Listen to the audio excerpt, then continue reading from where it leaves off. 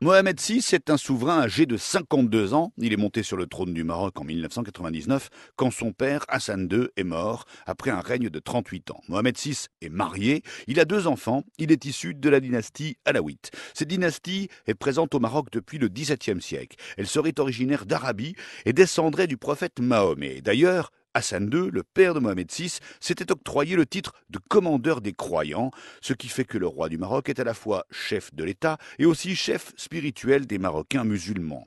On parle aussi de souverain chérifien quand on évoque le roi du Maroc. Mohamed VI s'est vite différencié de son père. Hassan II dirigeait le Maroc d'une main de fer, avec notamment des prisonniers politiques. Et bien dans les premiers mois de son règne, Mohamed VI prend deux décisions symboliques. Il limoge le ministre de l'Intérieur de son père, Driss Basri, et il autorise le retour au Maroc d'un opposant historique, Abraham Serfati. Mohamed VI, surnommé M6, apparaît alors comme un homme moderne. Il suscite beaucoup d'espoir. Le Maroc a connu des avancées, notamment l'adoption en 2004 d'un nouveau code de la famille qui a amélioré le droit des femmes.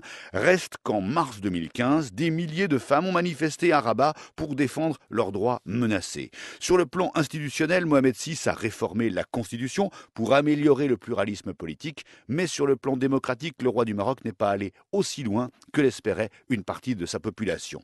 Et puis on parle beaucoup de l'argent du roi. Il faut savoir que Mohamed VI est un homme très riche. Il est classé 16e homme le plus riche d'Afrique par le magazine Forbes, l'équivalent d'1,9 milliard d'euros.